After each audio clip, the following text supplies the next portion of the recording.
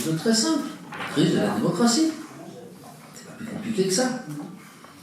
Le problème, c'est les solutions.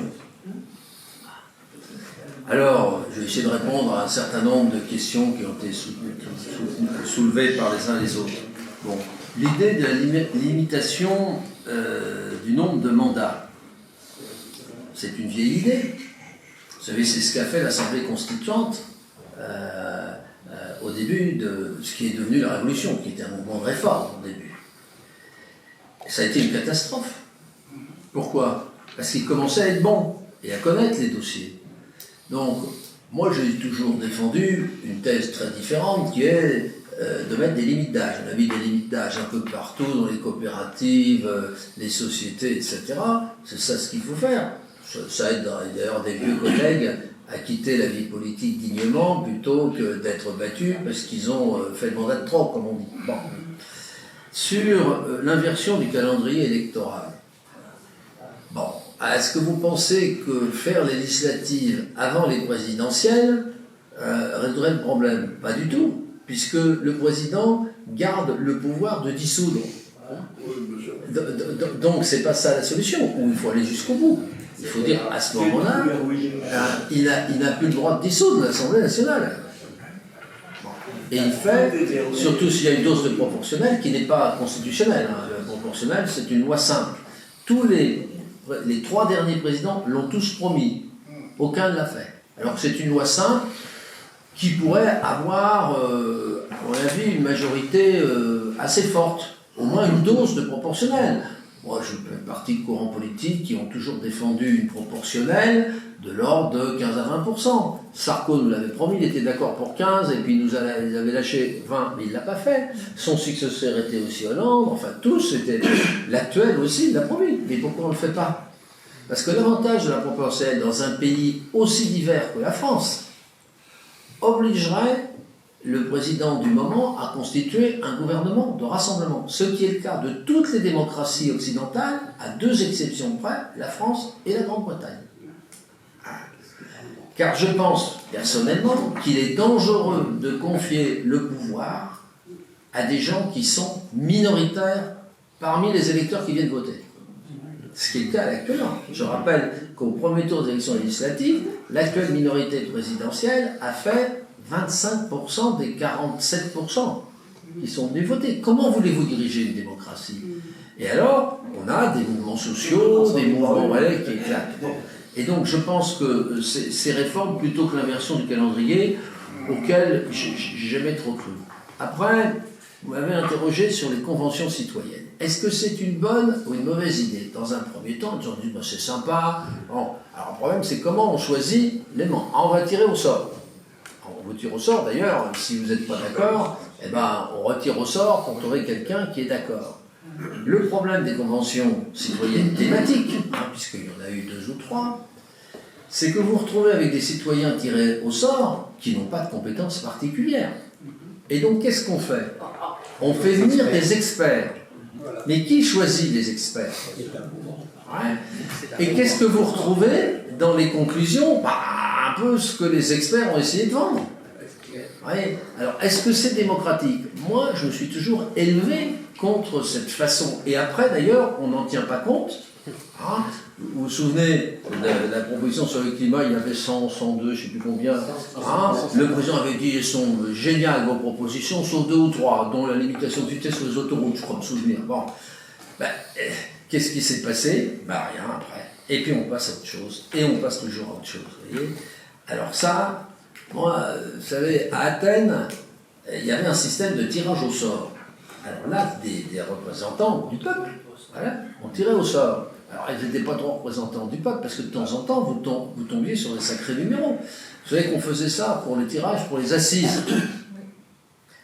Je dois moi vous confier que de temps en temps, quand on tirait un gars qui était l'ivrogne total, on disait, mais attendez, alors on faisait semblant de ne pas l'avoir tiré, puis on passait à un autre tirage. Donc, il faut quand même faire attention. Donc, moi, les conventions citoyennes, je ne suis pas pour. Je pense que c'est dangereux pour la démocratie. C'est dangereux pour la démocratie. Mais non, mais je vous donne mon sentiment. La démocratie, c'est d'accepter que vous n'ayez pas les mêmes positions que moi. Certains peut-être les ont, d'autres pas. Je veux dire, c'est ça la démocratie, d'essayer de s'enrichir des idées des autres, et pas toujours rester tout le monde sur... Après, c'est ça. L'ARS. Permettre ce débat sur la compris. Si Macron en fait, Écoutez, monsieur, moi ça fait plus d'1 heure que je vous écoute. Il y a beaucoup de députés, vous savez, qui auraient déjà quitté.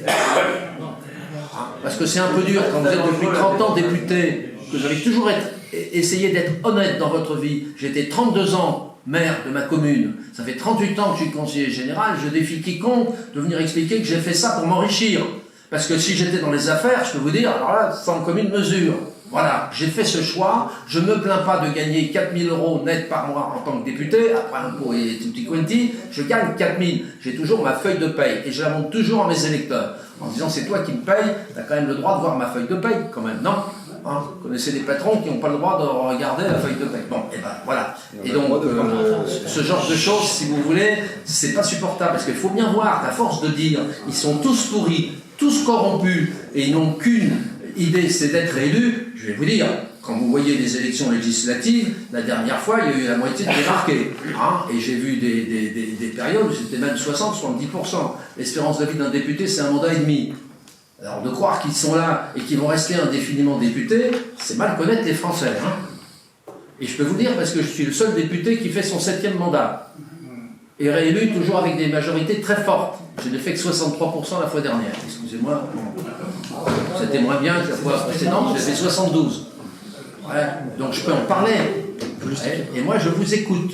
Voilà. Alors il y a eu d'autres choses. L'ARS, je partage, je ne sais plus celui qui a soutenu, qui a soutenu, c'est vous madame. L'ARS, c'est le modèle même de ce qu'il ne faut pas faire dans ce pays. C'est un système totalement centralisé. Vous voyez, moi je suis dans le Grand Est. Un jour, je discute avec l'ARS qui était venu me voir. C'était un préfet. Je lui ai dit, monsieur le préfet, pourquoi vous avez choisi d'être directeur de l'ARS Grand Est? Mais il me dit, monsieur le Courson, c'est formidable. J'ai un petit budget de 10 milliards. Je ne relève... oui, 10 milliards. Hein, rien qu'en assurance maladie. Oui, 10 milliards. Nous, on fait 10% de la France, à peu près, le Grand Est. Et il me disait, je suis royalement payé, bien mieux que quand j'étais préfet. Et en plus, je ne relève de qui? Uniquement du ministre, qui de temps en temps nous réunit. Donc j'ai une autonomie formidable. Bah, si c'est ça la démocratie, excusez-moi. Et c'est pour ça que moi je suis pour qu'on régionalise ce qu'on appelle l'ONDAM, c'est-à-dire l'objectif national d'assurance maladie, et qu'on l'éclate, qu'on régionalise, et qu'on confie ça aux régions, à des élus. Voilà. On dit, vous avez une enveloppe de temps, vous faites avec, si vous voulez la compléter avec vos impôts, vous la complétez. Ça, c'est démocratique. Vous voyez ? Alors d'autres ont soulevé alors le problème du référendum. Attention sur le référendum. En France, quand on fait un référendum, en général, on ne répond pas à la question posée, on répond est-ce que le gouvernement du moment me plaît ou me déplaît? Et comme souvent il déplaît, bon, on vote contre le référendum hein, pour donner une bonne leçon au pouvoir du moment. En plus, le référendum, vous répondez oui ou non. Prenez ceux qui vous disent qu'il faut faire un référendum sur le problème de la fin de vie. Sujet extrêmement complexe. Moi, je suis de ceux qui disent non, il faut confier ça aux assemblées hein, et qui discutent avec lenteur de ne pas aller trop vite sur ces affaires. C'est très compliqué, c'est très délicat. Et on ne va pas mettre au référendum êtes-vous pour ou contre l'euthanasie. Qu'est-ce que ça veut dire? L'euthanasie dans quel cas? Pour qui? Dans quelles conditions? Vous voyez? Donc, il y a des...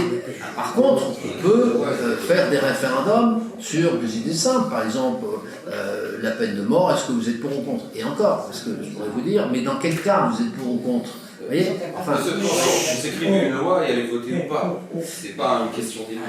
S'il vous plaît, j'ai énormément de demandes de parole, c'est très difficile à organiser, s'il vous plaît. Il faut bien que quelqu'un l'élabore avant de la soumettre à un référendum.